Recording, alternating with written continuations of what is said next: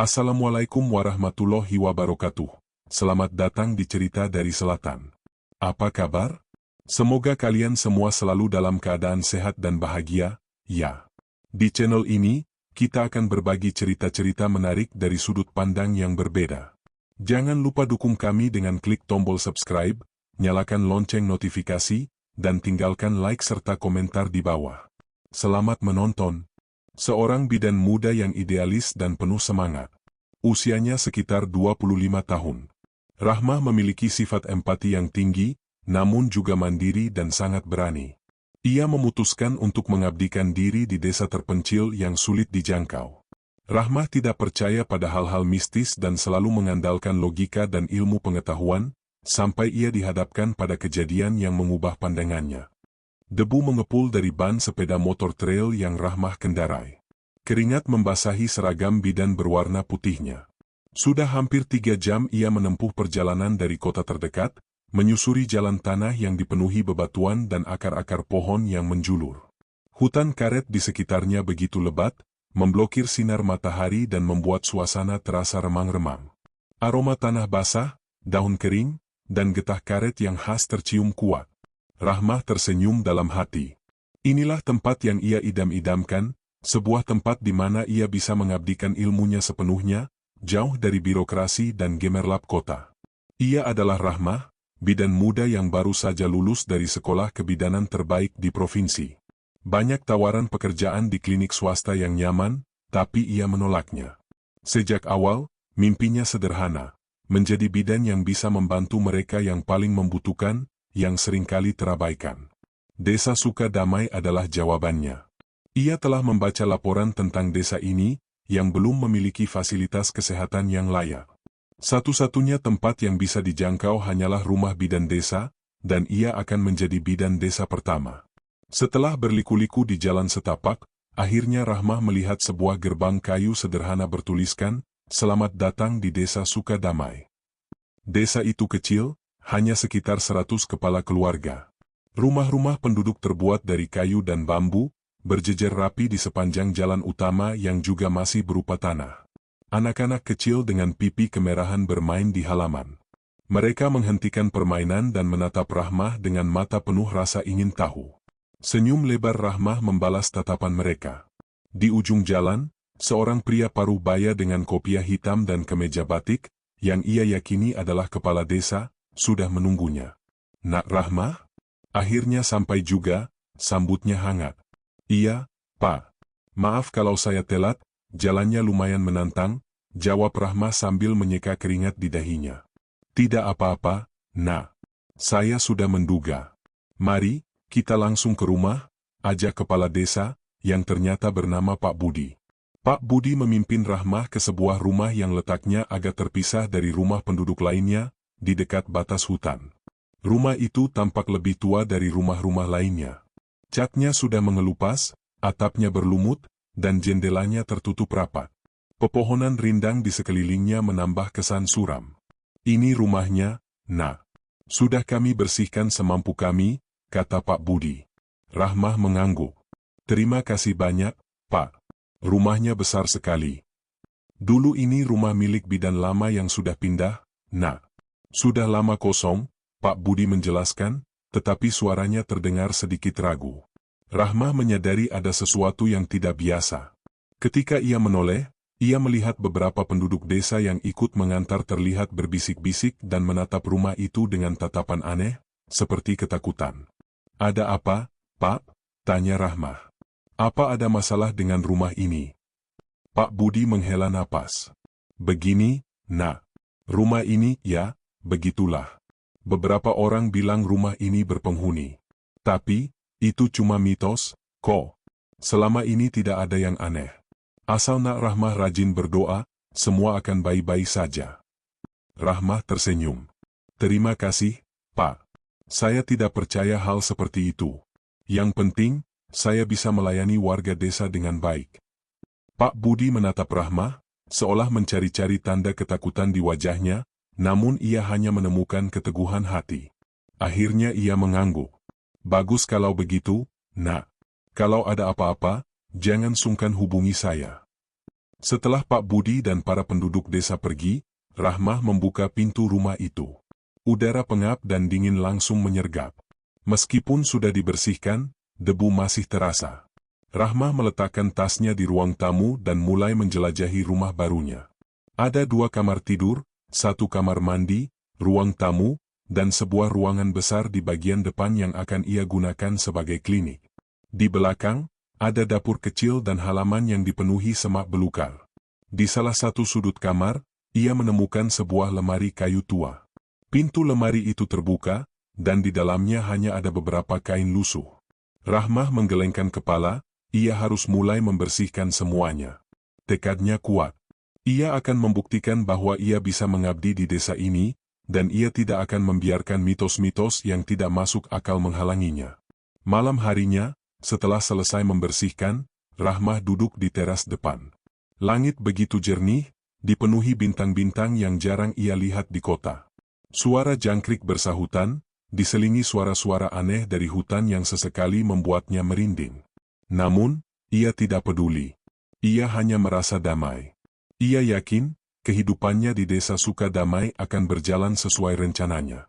Tanpa menyadari, rencananya akan segera berubah total. Malam pertama di rumah baru ternyata tidak semudah yang Rahmah bayangkan. Setelah memasang kelambu dan merebahkan diri di kasur, ia tidak bisa tidur. Bukan karena nyamuk, tapi karena suara-suara aneh yang mulai terdengar. Mulanya hanya suara gemerisik daun di luar jendela, yang ia anggap suara angin. Namun, lama-kelamaan, suara itu berubah menjadi suara langkah kaki yang berat, seolah-olah seseorang sedang berjalan di loteng di atas kepalanya. Dek, dek, dek. Rahmah menajamkan pendengarannya. Langkah kaki itu terdengar sangat jelas. Ia bangun dari kasur, mengambil senter, dan membuka pintu kamar. Ia menyorotkan senternya ke arah loteng, tetapi tidak ada apa-apa. Ia mencoba berpikir logis. Mungkin tikus atau tupai, gumamnya. Namun, ia tahu, suara langkah kaki itu terlalu berat untuk seekor tikus. Ia kembali ke kamar, mencoba memejamkan mata. Namun, suara itu kembali. Kali ini, diselingi suara tawa cekikikan yang pelan, nyaris tak terdengar. Bulu kuduk Rahmah merinding. Ia memeluk lututnya, berusaha meyakinkan diri bahwa itu hanyalah halusinasi. Itu cuma capek, Rahmah. Tidur. Besok ada pasien yang menunggu, bisiknya pada diri sendiri. Tiba-tiba, suara kaca yang pecah terdengar dari arah dapur. Rahmah melonjak kaget. Ia bergegas menuju dapur, senter di tangan. Tidak ada kaca yang pecah. Piring-piring di rak masih utuh. Namun, satu botol berisi minyak sayur yang tadinya ia letakkan di meja, kini berada di lantai, utuh. Tidak ada satu tetes pun minyak yang tumpah, seolah-olah botol itu hanya dipindahkan. Ini tidak masuk akal, Rahmah menggigit bibir. Ini pasti ulah orang iseng. Ia kembali ke kamarnya. Sambil menyenderkan tubuhnya di dinding, ia mencoba menenangkan diri. Ia teringat cerita Pak Budi tentang rumah ini. Rumah berpenghuni, ia mengingat kata-kata itu. Rahmah menggelengkan kepala. Ia tidak bisa menyerah begitu saja. Ia adalah bidan, ia harus profesional. Hal-hal mistis tidak boleh menghalangi pekerjaannya. Malam itu, Rahmah hanya tidur sekitar 2 jam. Pagi harinya, matanya terasa berat dan kepalanya pusing. Ia menyiapkan sarapan sederhana dan mendapati lampu neon di dapur berkedip-kedip, padahal kemarin malam lampu itu baik-baik saja. Saat ia sedang membereskan peralatan, ia mendengar suara ketukan dari pintu depan. Itu adalah seorang wanita paruh baya dengan seorang anak kecil. Bu Bidan? Saya Rina. Mau periksa anak saya, demamnya tidak turun-turun. Rahmah dengan sigap memeriksa anak itu. Demamnya tinggi, tapi tidak ada tanda-tanda penyakit yang serius. Rahmah memberikan obat penurun panas dan menyuruh Bu Rina untuk mengompres anaknya. Bu Rina melihat mata Rahmah yang sembab. Bu Bidan kurang istirahat, tanyanya. Ah, tidak kok. Hanya kelelahan di jalan, jawab Rahmah. Hati-hati, Bu Bidan. Kata orang, rumah ini suka usil, bisik Bu Rina. Rahmah hanya tersenyum. Itu cuma mitos, Bu. Saya baik-baik saja.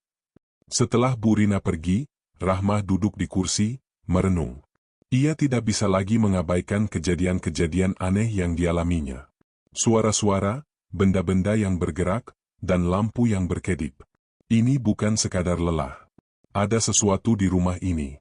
Malam harinya, Rahmah memutuskan untuk berjaga. Ia menyalakan lampu di seluruh ruangan dan meletakkan senter di sampingnya. Ia duduk di sofa, mencoba membaca buku medis, tetapi pikirannya terus melayang. Tepat pukul 12 malam, suara-suara itu kembali. Kali ini, suara itu bukan hanya langkah kaki atau tawa. Ada suara orang berbisik, seolah-olah berdiskusi di dekatnya. "Jangan ganggu dia," bisik sebuah suara. "Dia tidak menghormati kita," balas suara lain. Rahmah terperanjat. Ia langsung mengambil senter, menyorotkan ke segala arah. Tidak ada siapa-siapa. Jantungnya berdebar kencang. Ia mencoba menenangkan diri. Ia adalah bidan, bukan paranormal. Ia harus kembali ke realitasnya. Namun, suara-suara itu terlalu nyata untuk diabaikan. Pada saat yang sama, ia mendengar suara tangisan bayi yang sangat pelan dari arah kamar mandi. Rahmah ragu. Ia tahu, tidak ada bayi di rumah ini. Namun, suara itu terlalu jelas. Ia pun beranjak menuju kamar mandi, membuka pintu perlahan. Tidak ada siapa-siapa. Tiba-tiba, ia mendengar suara tangisan itu lagi, kali ini dari halaman belakang. Rahmah melangkah keluar. Suara itu menghilang.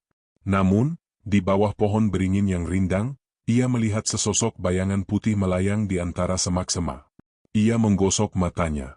Sosok itu tidak ada lagi. Rahmah tidak bisa lagi menyangkalnya. Ia tidak gila.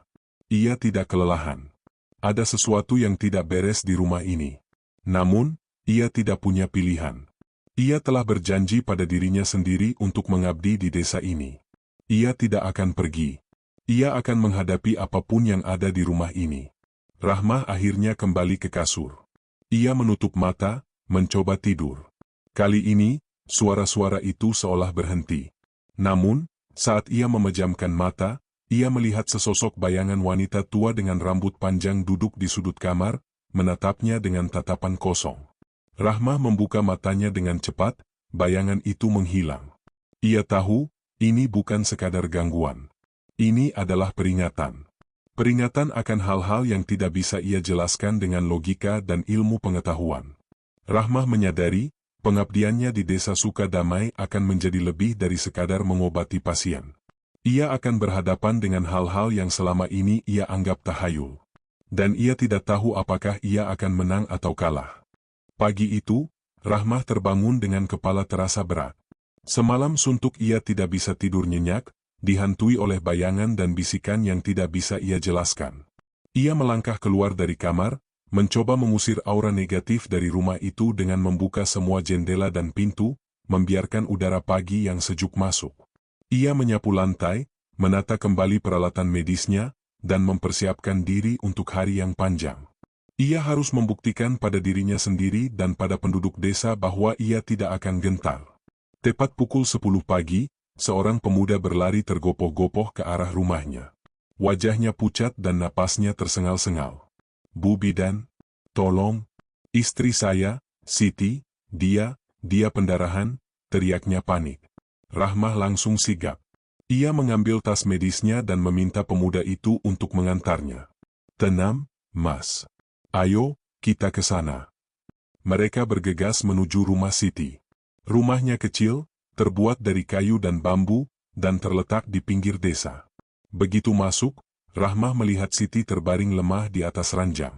Wajahnya sangat pucat, dan kain yang menutupi bagian bawah tubuhnya sudah basah oleh darah. Suami Siti, yang bernama Rahmat, menangis di sampingnya. "Sudah dari tadi malam pendarahannya, Bu Bidan. Kami tidak tahu harus bagaimana," kata Rahmat dengan suara bergetar. Rahmah langsung memeriksa kondisi Siti. Jantungnya berdebar kencang. Pendarahan itu sangat hebat dan Siti sudah menunjukkan tanda-tanda syok. Sebagai bidan, Rahmah tahu ini adalah kasus gawat darurat yang membutuhkan penanganan di rumah sakit. Namun, jarak ke kota terdekat sangat jauh, dan jalan yang rusak akan memakan waktu berjam-jam. Siti tidak akan bertahan. Rahmah merasa keputusasaan menggerogoti hatinya. Alat-alat yang ia bawa hanyalah alat dasar, tidak memadai untuk kasus sepelik ini. Ia hanya punya beberapa obat-obatan dan infus, tapi itu tidak cukup untuk menghentikan pendarahan. Rahmat terus menangis, memohon bantuan. Tolong istri saya, Bu Bidan. Kalau tidak, siapa lagi yang akan mengurus anak-anak kami? Air mata Rahmah mulai menetes. Ini adalah kali pertama ia merasa begitu tidak berdaya. Semua ilmu yang ia pelajari seolah-olah menguap begitu saja dihadapkan pada situasi yang mendesak ini. Ia menggigit bibir, mencoba berpikir. Tidak ada solusi. Ia tidak bisa menyelamatkan Siti. Saat Rahmah sedang merenung, ia merasakan hawa dingin tiba-tiba menyelimuti ruangan. Padahal, cuaca di luar sangat panas. Ia menoleh ke arah pintu yang terbuka. Angin bertiup kencang dari arah hutan, mengibaskan tirai dan masuk ke dalam rumah. Rahmah merasa ada sesuatu yang aneh, seolah-olah ada kehadiran lain yang masuk ke ruangan itu. Tiba-tiba, suara ketukan pelan terdengar dari pintu. Rahmah kaget. Ia menoleh ke arah pintu, dan di sana, ia melihat sebuah botol kaca kecil berisi cairan berwarna coklat kemasan tergeletak di ambang pintu. Tidak ada seorang pun di sana. Pintu itu terlihat kosong, hanya botol itu yang tergeletak. Rahmat yang panik tidak menyadari apa yang terjadi. Rahmah menatap botol itu dengan bingung. Ia yakin tidak ada orang yang meletakkannya di sana. Siapa? Dan botol apa ini? Mungkinkah ini ulah penunggu rumah angker itu? Pikiran Rahmah campur aduk. Logikanya menolak, tetapi hatinya merasakan sesuatu yang aneh. Bu Bidan, panggil Rahmat dengan suara lemah. Rahmah tidak peduli. Ia berjalan ke arah pintu dan mengambil botol itu. Cairan di dalamnya berbau seperti rempah-rempah yang tidak ia kenal. Instingnya sebagai bidan memberitahu untuk tidak memberikan apapun pada pasien yang tidak ia ketahui kandungannya. Namun, Siti sekarat. Tidak ada pilihan lain. Logika sudah tidak bisa menolong. Rahmah membuka botol itu. Aromanya sangat kuat, seperti campuran jahe, kunyit, dan beberapa tanaman hutan yang tidak ia kenali. Ia kembali ke sisi Siti dan dengan berani, ia mencampurkan beberapa tetes cairan itu ke dalam infus yang ia pasang. Ia juga mengoleskan sedikit cairan itu ke perut Siti. Rahmat menatap Rahmah dengan bingung. Bu Bidan, itu apa? Saya tidak tahu, Rahmah jujur. Tapi kita tidak punya pilihan lain, Mas. Ini satu-satunya harapan kita. Siti tampak tidak bereaksi. Wajahnya semakin pucat. 5 menit berlalu. 10 menit. Tidak ada perubahan. Rahmah mulai putus asa. Ia menatap Rahmat, siap untuk mengatakan bahwa ia sudah melakukan yang terbaik. Tiba-tiba, ia melihat sesuatu yang luar biasa. Pendarahan Siti mulai berkurang. Sedikit demi sedikit, aliran darah yang semula deras kini melambat, lalu berhenti total. Rahmat terperangah. Ia menatap Siti, lalu menatap Rahmah. Bu Bidan, bagaimana bisa? Saya tidak tahu, Rahmah hanya bisa berkata itu. Ia memeriksa detak jantung Siti. Detaknya yang semula lemah, kini mulai menguat. Siti membuka matanya perlahan. Air, bisiknya. Rahmah segera memberikan minum. Keadaan Siti membaik secara drastis. Ia masih sangat lemah, tapi pendarahannya sudah berhenti. Rahmah memeriksa kembali, memastikan semuanya aman. Ia tidak bisa menemukan penjelasan medis yang logis untuk kejadian ini. Cairan misterius itu telah menyelamatkan nyawa Siti. Rahmat memeluk Rahmah, air matanya menetes. Kali ini, air mata bahagia. Terima kasih, Bu Bidan. Bu Bidan pahlawan kami. Rahmah hanya tersenyum tipis. Ia tahu, pahlawan yang sebenarnya bukanlah dirinya. Pahlawan itu adalah botol kecil berisi cairan misterius yang tiba-tiba muncul di ambang pintu. Dan ia tahu, ia harus kembali ke rumahnya untuk mencari tahu siapa yang telah menolongnya. Kabar tentang kesembuhan Siti menyebar seperti api di desa Sukadamai. Para penduduk desa, yang semula ragu-ragu, mulai berdatangan ke rumah Rahmah. Ada yang membawa anak mereka yang demam, ada yang mengeluh sakit perut yang tidak kunjung sembuh, dan ada pula yang datang hanya untuk mengucapkan terima kasih karena telah menyelamatkan Siti. Semua orang memuji Rahmah sebagai bidan yang luar biasa. Mereka menyebutnya sebagai tangan dingin dan penolong dari kota. Namun, Rahmah tahu, keberhasilan itu bukan sepenuhnya miliknya. Ia hanya perantara. Saat ia sedang melayani salah seorang pasien, ia mendengar bisik-bisik dari para ibu. Dengar-dengar, Bu Bidan itu pakai bantuan dari penunggu rumah angker itu. Iya, aku juga dengar. Katanya dia ngobrol sama hantu penunggu itu. Rahmah pura-pura tidak mendengar.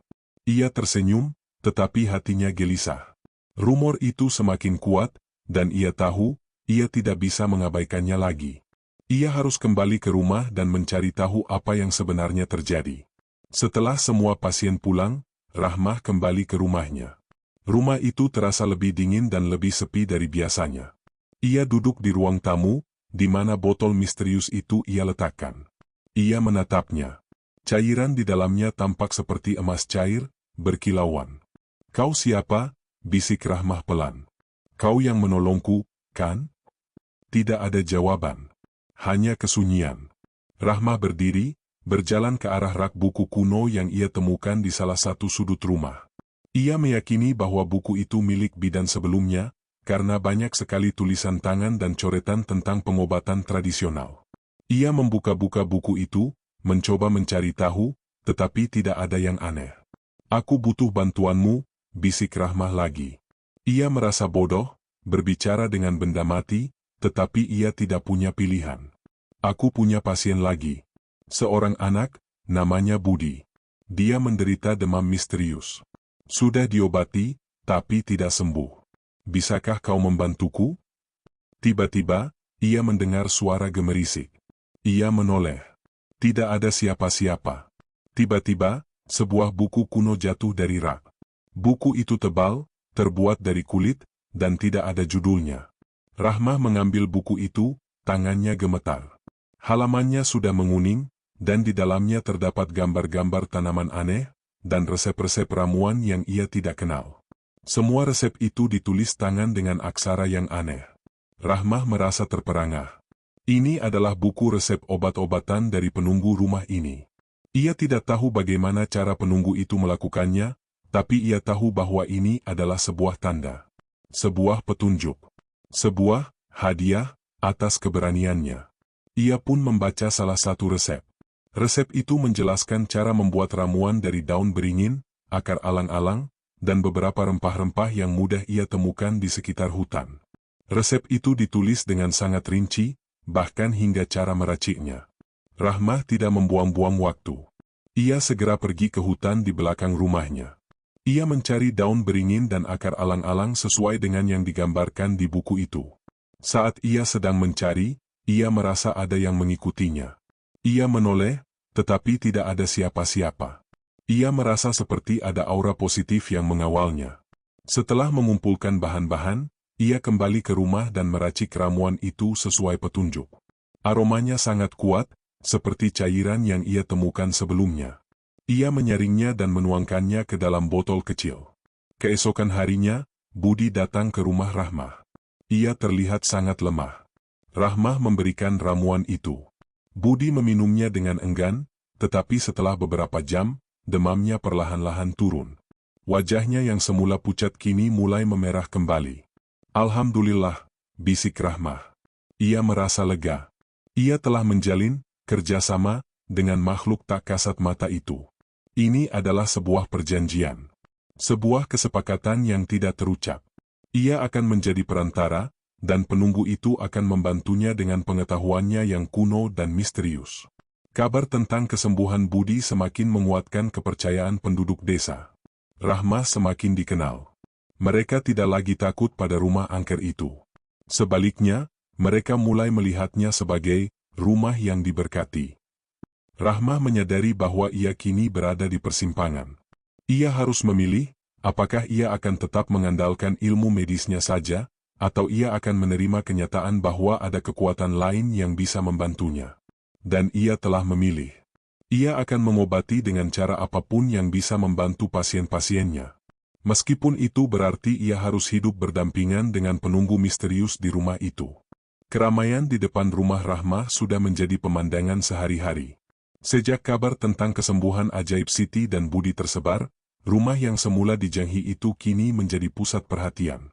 Pasien datang silih berganti, bukan hanya dari desa Sukadamai, tetapi juga dari desa-desa tetangga yang mendengar kehebatan sang bidan muda.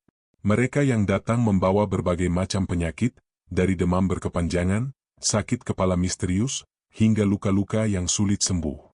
Rahmah melayani mereka dengan ramah, dan di setiap kesempatan ia selalu mengombinasikan ilmunya sebagai bidan dengan petunjuk-petunjuk dari buku kuno milik penunggu. Suatu sore, saat Rahmah sedang mengobati seorang nenek yang menderita rematik parah, nenek itu memegang tangannya. "Nak bidan ini memang saktia," puji sang nenek. "Dulu, waktu bidan lama di sini, tidak ada yang bisa menyembuhkan penyakit aneh seperti ini." Rahmah tersenyum. "Ah, saya hanya menjalankan tugas, Nek. Ini berkat ramuan tradisional juga."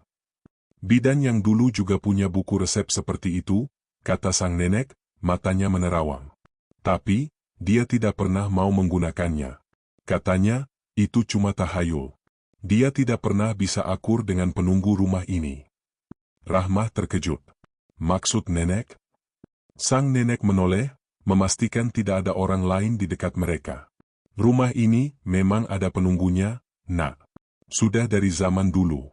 Penunggu itu bukan hantu jahat, dia itu penjaga hutan. Dia yang menjaga semua tanaman obat di hutan itu.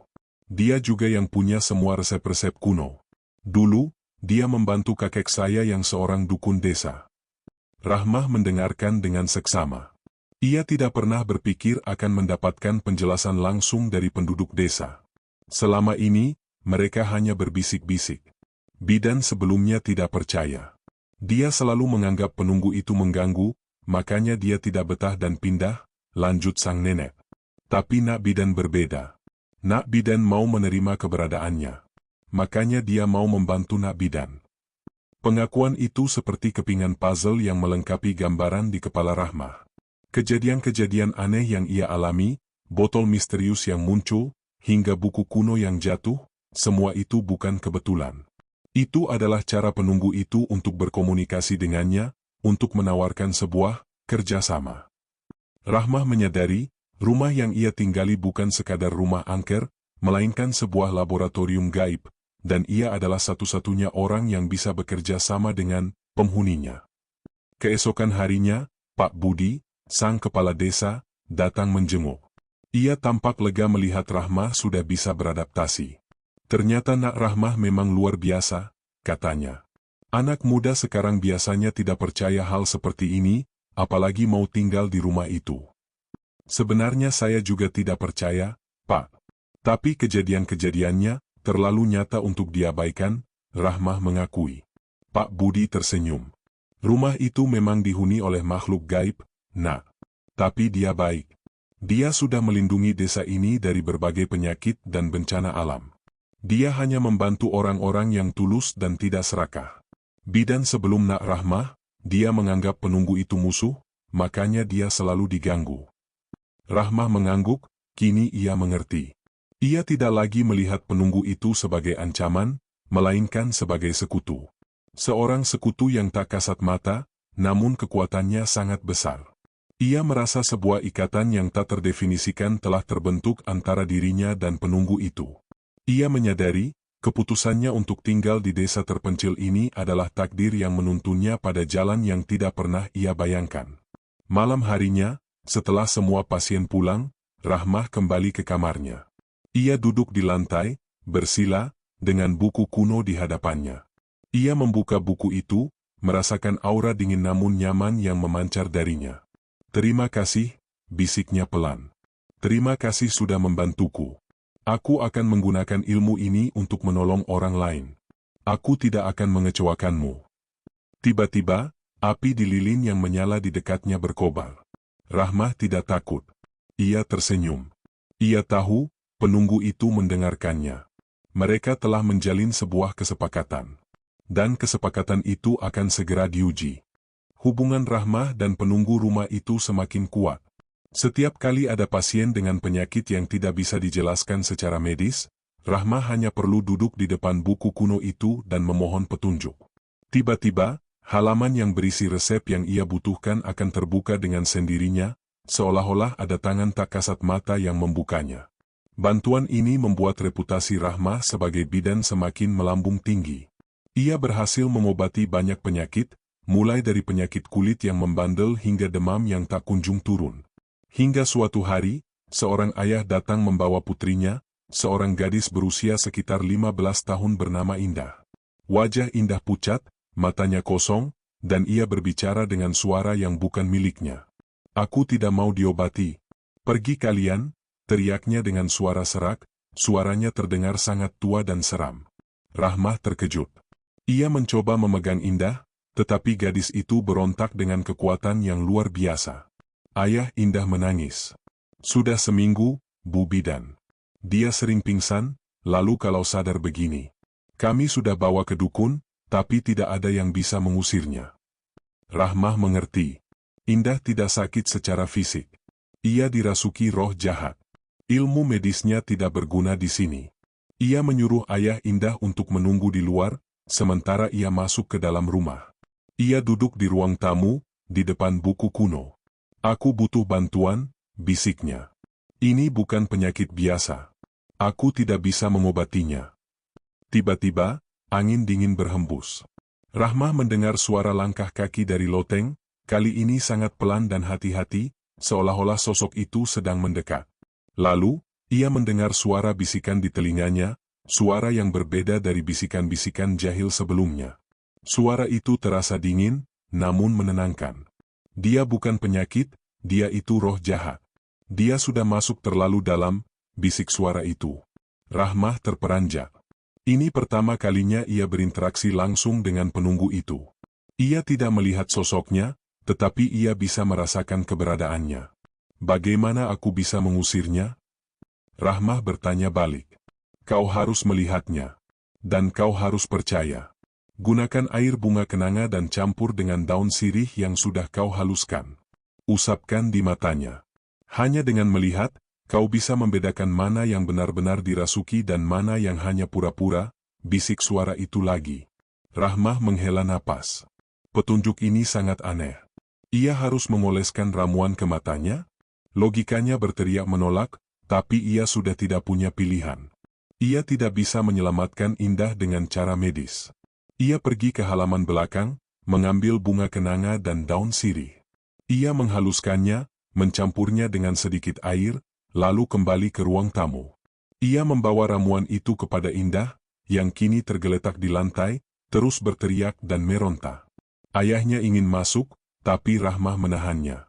"Tunggu di luar," katanya. Dengan tangan gemetar, Rahmah memejamkan mata dan mengusapkan ramuan itu ke kelopak matanya. Saat ia membuka mata, dunia di sekitarnya tidak berubah. Namun, saat ia menatap Indah, ia melihat sesuatu yang mengerikan. Di sekitar tubuh Indah, ada sosok hitam, pekat, dengan mata merah menyala, yang terus-menerus menyiksa gadis itu. Sosok itu seperti bayangan, namun begitu nyata dan menakutkan. Rahmah melihat sosok itu mencengkeram leher Indah, membuat Indah terbatuk dan megap-megap. "Kau tidak bisa mengalahkanku, Bidan," suara serak itu berbisik. Kini Rahmah bisa melihat sosok itu yang mengarah ke dirinya. "Kau hanya manusia biasa." Rahmah ketakutan, ia tidak pernah melihat hal semengerikan ini. Namun, ia tidak boleh menyerah. Ia tahu, kini ia tidak hanya menghadapi pasien, tapi juga entitas jahat. Tiba-tiba, ia merasakan hawa dingin di belakangnya. Ia menoleh, dan ia melihat sekilas sosok putih, berambut panjang, melayang di belakangnya. Sosok itu tidak menakutkan, ia memancarkan aura ketenangan. Itu adalah penunggu itu. Penunggu itu menunjuk ke sebuah sudut ruangan, seolah memberi petunjuk. Rahmah mengikuti arah pandangannya. Di sana, ia melihat sebotol air di atas meja yang baru saja ia letakkan. Rahmah mengerti. Ia meraih botol itu, dan tanpa ragu, ia membaca doa-doa yang ia ingat. Ia menuangkan air itu ke tangan kanannya dan memercikkannya ke arah sosok hitam itu, sambil terus membaca ayat-ayat suci. Sosok hitam itu menjerit kesakitan, ia seperti terbakar. "Sialan, kau curang," teriaknya. Namun, ia terus melemah. Rahmah terus memercikkan air itu, sementara penunggu itu seolah membantu Rahmah dari belakang, menciptakan pusaran angin yang membuat sosok hitam itu semakin tidak berdaya. Akhirnya, sosok itu menjerit sekali lagi, lalu menghilang. Indah langsung lemas dan tidak sadarkan diri.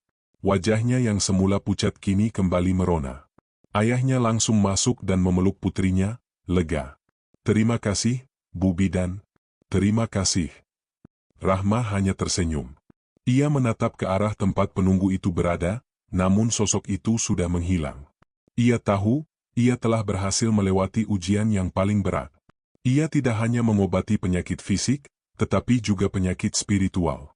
Ia telah melihat dengan mata kepalanya sendiri, bahwa dunia ini tidak hanya terdiri dari hal-hal yang bisa dijelaskan oleh ilmu pengetahuan. Ia telah menerima, bahwa ia adalah bidan di antara dua dunia, dunia nyata dan dunia gaib. Dan ia telah memilih untuk hidup di keduanya. Kejadian yang menimpa Indah menjadi titik balik dalam kehidupan Rahmah. Setelah berhasil mengusir roh jahat, ia tidak lagi meragukan keberadaan penunggu di rumahnya. Hubungan mereka bukan lagi sekadar toleransi, melainkan sebuah kerjasama tak terduga. Rahmah melihat penunggu itu sebagai seorang guru sekaligus sekutu yang memberinya pengetahuan kuno, sedangkan penunggu itu seolah-olah melihat Rahmah sebagai murid yang tulus dan berani. Kini, setiap kali pasien datang, Rahmah selalu duduk di depan buku kuno. Ia tidak lagi meminta, melainkan berdiskusi. Ia akan menjelaskan gejala penyakit pasiennya, lalu ia akan menunggu petunjuk. Petunjuk itu bisa datang dalam berbagai cara. Sebuah halaman yang terbuka dengan sendirinya, sebuah bisikan pelan yang menjelaskan cara meracik ramuan, atau bahkan kilasan gambar di pikirannya tentang tanaman apa yang harus ia cari di hutan. Rahmah menyadari bahwa penunggu itu tidak hanya memberinya resep, tetapi juga mengajarkan cara mengenali tanda-tanda penyakit yang tidak bisa dideteksi oleh ilmu medis. Suatu hari, seorang ibu membawa anaknya yang tubuhnya dipenuhi bintik-bintik merah dan gatal. Rahmah telah mencoba berbagai salep, tetapi tidak ada yang berhasil. Ia kembali ke rumah, duduk di depan buku, dan meminta petunjuk. Ia mendengar bisikan, "Itu bukan penyakit kulit biasa, itu karma dari perbuatan kakeknya." Bisikan itu mengarahkannya ke sebuah resep yang terbuat dari bunga sedap malam dan akar pohon kelor. Petunjuk itu juga mengatakan bahwa ramuan ini tidak hanya untuk menyembuhkan, tetapi juga untuk membersihkan energi negatif. Dengan petunjuk itu, Rahmah pergi ke hutan di belakang rumahnya. Ia menemukan pohon kelor dan bunga sedap malam yang mekar di tengah-tengah rerimbunan. Ia memetiknya, meraciknya, dan memberikan ramuan itu kepada si anak. Setelah dioleskan, bintik-bintik merah itu perlahan memudar. Ibu si anak menangis terharu. Ia menceritakan bahwa kakeknya dulu sering mencuri ternak milik tetangga, dan ia percaya penyakit anaknya adalah karma dari perbuatan itu. Rahmah tersentak. Petunjuk dari penunggu itu ternyata tidak hanya tentang obat-obatan, tetapi juga tentang kisah-kisah spiritual di balik penyakit. Reputasi Rahmah sebagai bidan sakti pun menyebar luas. Ia tidak hanya mengobati penyakit fisik, tetapi juga penyakit jiwa yang disebabkan oleh hal-hal gaib. Ia menjadi jembatan antara dunia manusia dan dunia tak kasat mata. Penduduk desa tidak lagi takut pada rumahnya. Mereka justru merasa tenang, karena mereka tahu rumah itu dilindungi oleh entitas yang baik. Kehidupan Rahmah pun berubah. Ia tidak lagi kesepian. Ia merasa ada kehadiran yang selalu menjaganya. Ia sering berbicara sendiri, bertanya, dan berterima kasih pada penunggu itu. Dan penunggu itu selalu menjawabnya, tidak dengan suara, tetapi dengan tindakan-tindakan kecil yang penuh makna. Terkadang sebuah benda akan bergeser, pintu akan berderit, atau bahkan ia akan merasakan sentuhan lembut di bahunya. Ia merasa seperti bidan yang memiliki asisten tak kasat mata. Rahmah telah menemukan pengabdian sejati yang ia idam-idamkan. Ia tidak hanya mengandalkan stetoskop dan termometer, tetapi juga intuisi dan pengetahuan kuno. Ia menjadi bidan yang utuh, yang mampu melayani pasiennya dalam setiap aspek kehidupan mereka, baik secara fisik maupun spiritual. Ia tahu, jalan yang ia pilih ini tidak biasa, tetapi ia juga tahu bahwa ia tidak akan pernah menyesal. Suatu malam, ketenangan di desa Sukadamai terusik. Suara jeritan seorang wanita terdengar dari kejauhan. Tak lama kemudian, 3 orang pria menggendong seorang wanita muda yang meronta-ronta dengan brutal. Wanita itu bernama Lela, dan ia sudah tidak sadarkan diri selama 3 hari. Ketika ia sadar, ia tidak mengenali siapapun, dan matanya memancarkan amarah yang menakutkan. "Bu Bidan, tolong kami," pinta salah satu pria. "Ini sudah bukan penyakit lagi. Dia sudah dirasuki." Rahmah mengangguk. Ia sudah bisa merasakan aura dingin dan negatif dari Lela. Aura ini jauh lebih kuat dari yang ia rasakan pada Indah. Ini adalah kasus yang jauh lebih berat. Ia meminta para pria itu untuk membaringkan Lela di ranjang klinik. Lela terus meronta, matanya melotot. Tiba-tiba, ia berbicara dengan suara yang dalam dan serak, suaranya bukan suara wanita. "Berhenti mencampuri urusan kami. Kau hanya manusia bodoh," teriak Lela, sambil meludah. Rahmah tahu, roh yang merasuki Lela sangat kuat dan jahat. Ia mencoba menenangkan Lela secara medis, menyuntikkan obat penenang, tetapi tidak ada efek. Lela terus berteriak dan meronta. Ia bahkan berhasil mematahkan jarum suntik yang digunakan Rahmah. Rahmah kembali ke ruangannya. Ia duduk di depan buku kuno. "Aku butuh bantuan," bisiknya, suaranya bergetar. "Dia terlalu kuat. Aku tidak bisa mengalahkannya sendiri." Tidak ada respons. Ruangan terasa sunyi, bahkan lebih sunyi dari biasanya. Hawa dingin yang biasanya menenangkan kini terasa mencekam. Rahmah panik. "Apakah kau pergi? Kenapa kau tidak membantuku?" Ia menunggu, tetapi tidak ada petunjuk, tidak ada bisikan, tidak ada halaman yang terbuka. Rahmah merasa ditinggalkan. Ia kembali ke Lela, mencoba mencari cara lain. Ia mencoba mengoleskan ramuan-ramuan yang ia tahu bisa mengusir roh jahat, tetapi Lela semakin mengamuk. "Kau pikir kau bisa mengalahkanku? Aku yang paling kuat di hutan ini. Aku yang menguasai tempat ini," teriak Lela, lalu ia tertawa dengan suara yang menyeramkan. Rahmah terperangah. Roh jahat itu bukan berasal dari luar, melainkan dari hutan yang selama ini dilindungi oleh penunggu rumah ini. Ia menyadari, roh jahat ini adalah saingan dari penunggu yang selama ini membantunya. Ini bukan hanya pertarungan antara manusia dan roh jahat, tetapi juga pertarungan kekuasaan di alam gaib. Rahmah merasa putus asa. Ia kembali ke kamarnya, matanya meneteskan air mata. "Aku tidak bisa melakukannya sendiri," bisiknya pada dirinya sendiri. Tiba-tiba, ia mendengar suara ketukan dari jendela. Ia menoleh. Tidak ada siapa-siapa. Namun, ia melihat sehelai daun kering yang menempel di jendela. Daun itu berbentuk seperti pedang. Rahmah merasa hatinya berdebar. Ia tahu, penunggu itu tidak pergi. Ia hanya menyuruh Rahmah untuk melakukan sesuatu yang tidak pernah ia duga. Rahmah kembali ke Lela. Ia menatap Lela yang masih meronta. Tiba-tiba, ia melihat sosok penunggu itu berdiri di belakang Lela. Kali ini, Rahmah bisa melihat sosok itu dengan jelas. Seorang wanita tua dengan rambut putih panjang, matanya memancarkan cahaya keemasan. Ia mengangkat tangannya, seolah memberi isyarat.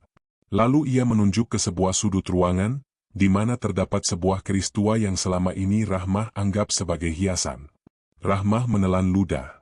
Ia tidak percaya dengan benda-benda mistis seperti keris, tetapi ia tahu, ini adalah petunjuk terakhirnya. Ia mengambil keris itu. Tangannya gemetar. "Untuk apa kau mengambil itu? Kau pikir kau bisa mengalahkanku dengan itu?" teriak roh jahat di dalam Lela, suaranya semakin marah. Rahmah menutup matanya. Ia merasakan hawa dingin yang familiar di sekitarnya. Ia tahu, penunggu itu sedang melindunginya. Ia menarik napas dalam-dalam. Ia harus percaya. Ia mengayunkan keris itu ke arah roh jahat di dalam Lela. Keris itu tidak menyentuh tubuh Lela, tetapi sebuah percikan cahaya keemasan muncul darinya, seperti petir yang menyambar. Roh jahat itu menjerit kesakitan, ia seperti terbakar oleh cahaya itu. Tubuh Lela kejang-kejang. Rahmah terus mengayunkan keris itu, sementara penunggu itu berdiri di belakangnya, menguatkan energinya. Akhirnya, roh itu keluar dari tubuh Lela dalam bentuk asap hitam pekat, lalu menghilang. Lela lemas, ia ambruk di ranjang. Rahmah memeriksa kondisinya, ia sudah sadar, dan ia kembali menjadi dirinya sendiri. Ia menatap Rahmah dengan bingung. "Bu Bidan, apa yang terjadi?" Rahmah hanya tersenyum. Ia menoleh ke arah sudut ruangan. Sosok wanita tua itu sudah menghilang.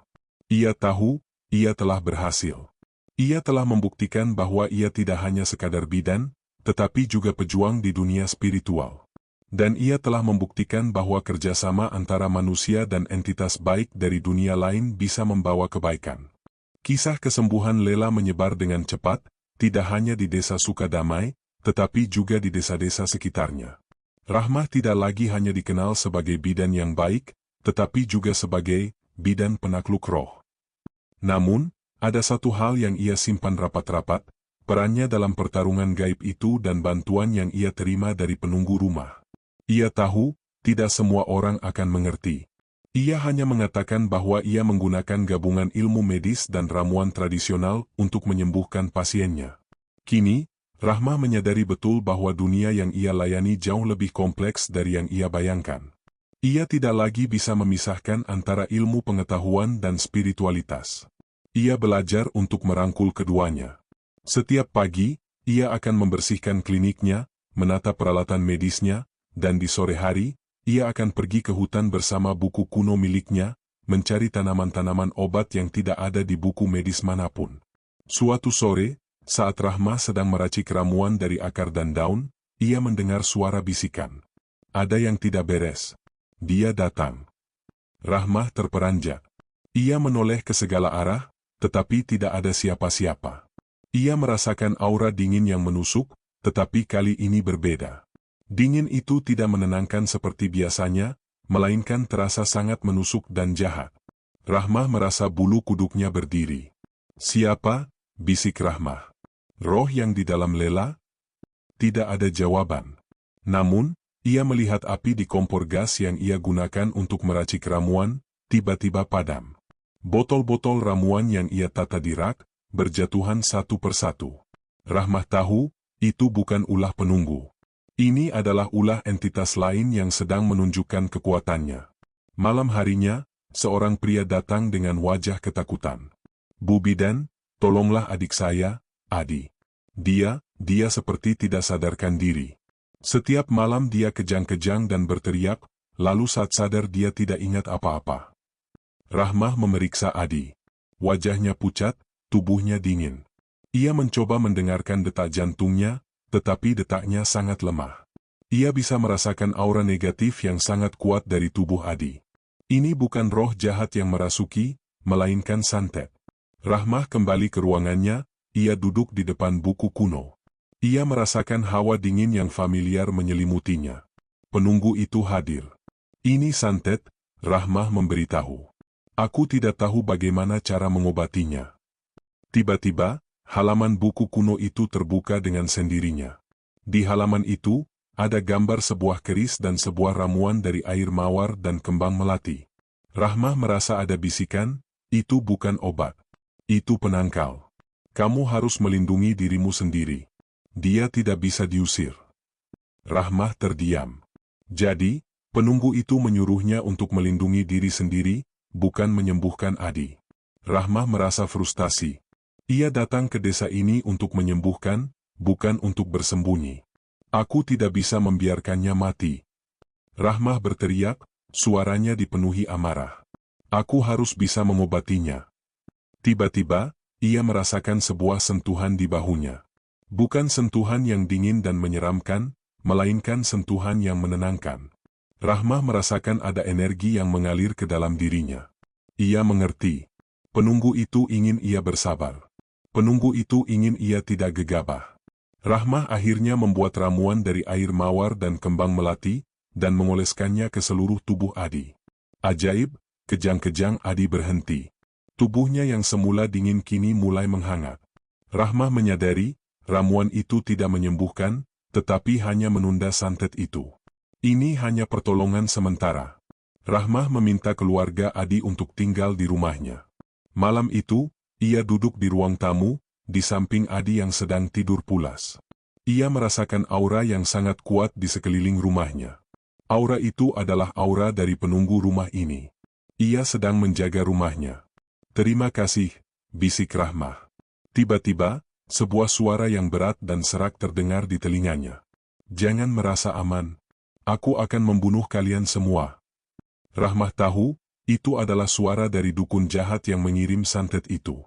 Ia tahu, ini bukan hanya pertarungan antara dirinya dan santet itu, tetapi juga pertarungan antara penunggu rumahnya dan dukun itu. Ia tahu, ia telah terlibat dalam sebuah pertarungan yang jauh lebih besar dari yang ia bayangkan. Kabar tentang Rahmah yang berhasil mengusir santet Adi tersebar luas. Tidak hanya di desa-desa sekitar, tetapi juga di kalangan dukun-dukun di sana. Para dukun ini merasa tersaingi, karena banyak pasiennya yang beralih ke Rahmah. Salah satu dukun yang paling merasa terancam adalah Dukun Suro, seorang dukun yang sangat terkenal dengan ilmu hitamnya. Dukun Suro adalah dukun yang mengirimkan santet kepada Adi. Dukun Suro tidak percaya bahwa seorang bidan bisa mengalahkan santetnya. Ia merasa harga dirinya diinjak-injak. Ia mengirimkan santetnya sekali lagi, kali ini lebih kuat dari sebelumnya. Malam itu, Rahmah sedang tidur pulas. Tiba-tiba, ia terbangun karena suara yang aneh. Suara itu adalah suara lolongan serigala. Ia melihat keluar jendela, dan di sana, ia melihat bayangan-bayangan hitam yang mengelilingi rumahnya. Bayangan-bayangan itu tidak menyentuh rumahnya, seolah-olah ada sebuah perisai yang melindunginya. Kau pikir kau bisa mengalahkanku? Suara Dukun Suro terdengar dari kegelapan. Aku akan membunuhmu. Dan aku akan menghancurkan rumah ini. Kau dan penunggumu akan mati di tanganku. Rahmah terperanjat. Ia tahu, Dukun Suro tidak main-main. Ia melihat bayangan-bayangan hitam itu melancarkan serangan. Mereka seperti gelombang energi hitam yang menabrak sebuah perisai tak terlihat di sekitar rumahnya. Setiap kali bayangan itu menabrak perisai, terdengar suara gemuruh yang keras. Rahmah merasa ketakutan. Ia kembali ke ruangannya. Ia mendengar bisikan, ambil keris itu. Pergilah ke sumur. Bacakan mantra. Rahmah dengan sigap mengambil keris yang selama ini ia gunakan untuk mengusir roh jahat. Ia pergi ke sumur di halaman belakang rumahnya. Sumur itu sangat tua, dan Rahmah tahu, sumur itu adalah sumber energi spiritual di rumah ini. Di samping sumur, sebuah buku kuno terbuka dengan sendirinya. Di halaman itu, ada sebuah mantra. Rahmah membaca mantra itu. Mantra itu bukanlah mantra jahat, melainkan mantra perlindungan. Mantra itu meminta bantuan dari alam, dari air, dari tanah, dari angin, untuk melindunginya. Tiba-tiba, air di sumur itu mendidih. Sebuah cahaya keemasan muncul dari dalam sumur. Cahaya itu seperti perisai yang mengelilingi Rahmah. Cahaya itu memancarkan aura yang sangat kuat, aura yang melawan aura gelap dari Dukun Suro. Sialan, kau curang, teriak Dukun Suro. Kau menggunakan penunggu itu.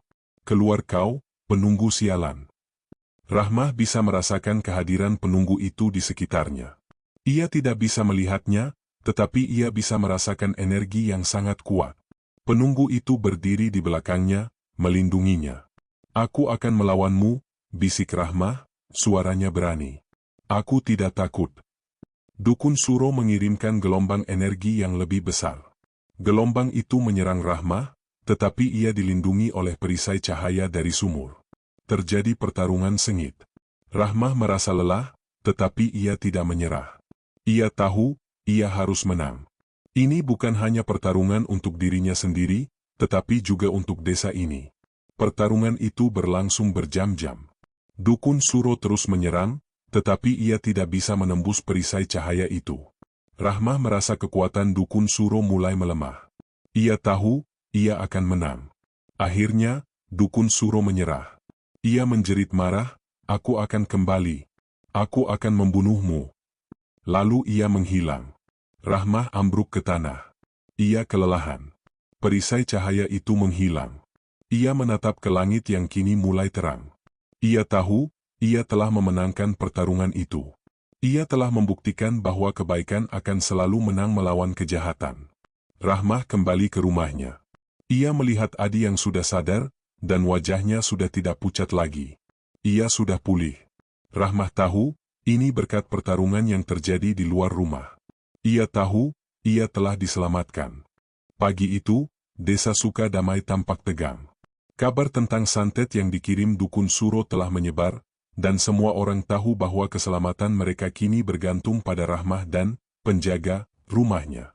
Suasana mencekam menyelimuti desa, tetapi para penduduk tidak lari. Mereka justru berkumpul di dekat rumah Rahmah, diam-diam memberikan dukungan, seolah mereka adalah satu kesatuan yang tidak akan goyah. Rahmah sendiri, meskipun lelah setelah semalaman berjaga, merasa anehnya tenang. Ia sudah menerima takdirnya. Ia bukan lagi hanya bidan dari kota, tetapi juga pelindung desa. Ia juga tahu, pertarungan malam sebelumnya hanyalah awal. Dukun Suro tidak akan menyerah begitu saja. Benar saja, menjelang malam, hawa dingin yang menusuk kembali datang. Kali ini, tidak hanya satu, tetapi puluhan bahkan ratusan bayangan hitam mengepung rumah Rahmah. Bayangan-bayangan itu bukan lagi hanya menabrak perisai, melainkan berusaha mencari celah, merayap di dinding, dan mencoba masuk melalui celah-celah kecil. Jeritan seram, tawa melengking, dan bisikan-bisikan jahat terdengar di mana-mana. Rahmah tahu, ini adalah serangan habis-habisan. Ia kembali ke sumur tua. Saat ia mendekat, ia merasakan energi yang kuat dari penunggu rumah. Ia bisa merasakan aura yang menenangkan, tetapi juga penuh dengan kekuatan. Ia mengambil kerisnya, dan keris itu memancarkan cahaya keemasan yang lebih terang dari sebelumnya. Penunggu, bisik Rahmah, suaranya dipenuhi tekad. Kita hadapi dia. Tiba-tiba, dari dalam sumur, muncullah sesosok wanita tua dengan rambut putih panjang yang menjuntai. Matanya memancarkan cahaya keemasan. Ia bukanlah sosok yang menakutkan, melainkan sosok yang anggun dan bijaksana. Ia adalah penunggu rumah, seorang penjaga yang telah melindungi desa ini selama bertahun-tahun. Ia menoleh ke arah Rahmah, tersenyum tipis, seolah memberikan isyarat bahwa mereka akan berjuang bersama. Kau berani sekali, bidan cilik. Dan kau, penunggu tua. Aku akan menghancurkan kalian, teriak dukun Suro dari kegelapan. Penunggu itu mengangkat tangannya, dan tiba-tiba, pepohonan di sekitar rumah Rahmah seolah-olah hidup. Akar-akar pohon menjulur, ranting-ranting berayun-ayun seperti cambuk, dan daun-daun berterbangan seperti pisau. Angin bertiup kencang, menciptakan pusaran yang membuat bayangan-bayangan hitam itu kocar-kacir. Rahmah juga tidak tinggal diam. Ia mengayunkan kerisnya, dan setiap ayunan keris itu menciptakan gelombang cahaya keemasan yang membakar bayangan-bayangan hitam itu. Pertarungan gaib yang luar biasa pun terjadi. Dukun Suro mengirimkan santetnya dalam bentuk ular-ular gaib, burung-burung hantu, dan roh-roh jahat. Namun, penunggu itu melindunginya dengan perisai dari alam, dan Rahmah melawannya dengan kerisnya. Di tengah pertarungan, Dukun Suro menyadari bahwa ia tidak bisa mengalahkan Rahmah dan penunggu itu dengan kekuatan fisik. Ia memutuskan untuk menggunakan cara licik. Ia menciptakan ilusi. Tiba-tiba, Rahmah melihat dirinya berada di sebuah rumah sakit. Ia melihat pasien-pasiennya berbaring tak berdaya, memohon bantuannya. Lalu, ia melihat sosok ibunya yang tergeletak lemah di ranjang. "Nak, kenapa kau pergi?" bisik sosok itu. "Ibu butuh kamu." Hati Rahmah bergetar. Ia merasa bersalah. Ia ingin sekali berlari ke arah ibunya. Namun, ia merasakan sentuhan di bahunya. Penunggu itu menggelengkan kepalanya, seolah memberitahu bahwa itu hanya ilusi. Rahmah menarik napas dalam-dalam. Ia tahu, Dukun Suro mencoba memecah konsentrasinya. Ia memejamkan mata, memfokuskan pikirannya, lalu membuka matanya kembali. Ilusi itu menghilang. "Kau tidak bisa mengalahkanku dengan tipu daya," teriak Rahmah. Dukun Suro semakin marah. Ia mengirimkan santetnya yang paling kuat. Santet itu berbentuk bola api hitam, yang meluncur dengan kecepatan tinggi ke arah Rahmah. Rahmah tidak punya waktu untuk menghindar. Namun, tiba-tiba, penunggu itu berdiri di depannya, menahan bola api itu dengan tangannya.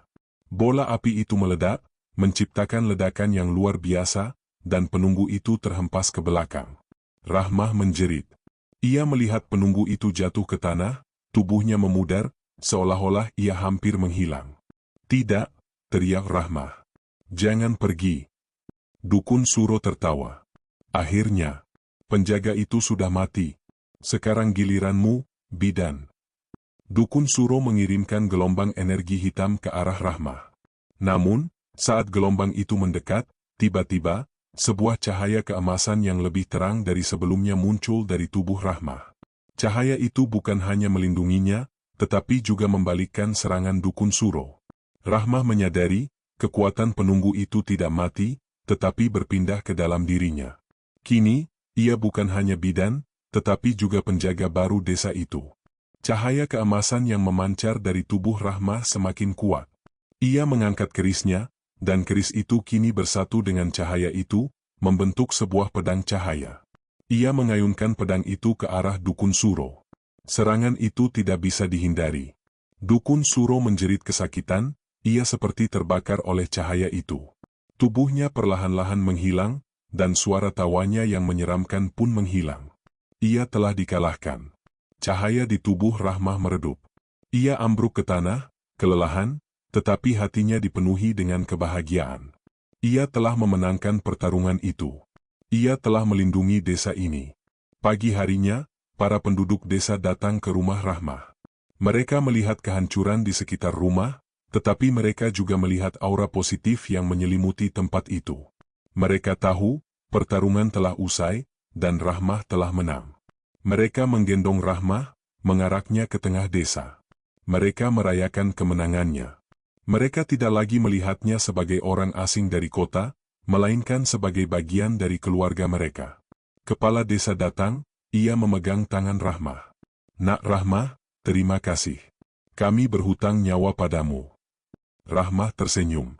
"Ini bukan hanya berkat saya, Pak. Ini berkat penjaga yang sudah melindungi desa ini selama bertahun-tahun." Ia menoleh ke arah rumahnya. Ia melihat sosok wanita tua itu, melambaikan tangan kepadanya. Bukan sosok yang menakutkan, melainkan sosok yang damai. Sosok itu tersenyum, lalu menghilang. Rahmah tahu, ia tidak akan pernah benar-benar pergi. Ia akan selalu berada di dalam dirinya. Rahmah memutuskan untuk tetap tinggal di desa Sukadamai. Ia tidak lagi hanya mengobati pasien dengan ilmu medis, tetapi juga dengan pengetahuan kuno yang ia dapatkan dari penunggu itu. Ia menjadi bidan yang utuh, yang mampu melayani pasiennya dalam setiap aspek kehidupan. Ia tidak hanya mengobati penyakit fisik, tetapi juga penyakit spiritual. Beberapa tahun kemudian, desa Sukadamai berkembang pesat. Mereka memiliki klinik kesehatan yang layak, tetapi mereka tidak pernah melupakan peran Rahmah. Mereka tahu, Rahmah adalah jembatan antara dua dunia. Ia adalah bidan desa yang tinggal di rumah angker dan malah dibantu penunggunya mengobati. Dan ia akan terus membantu mereka, dengan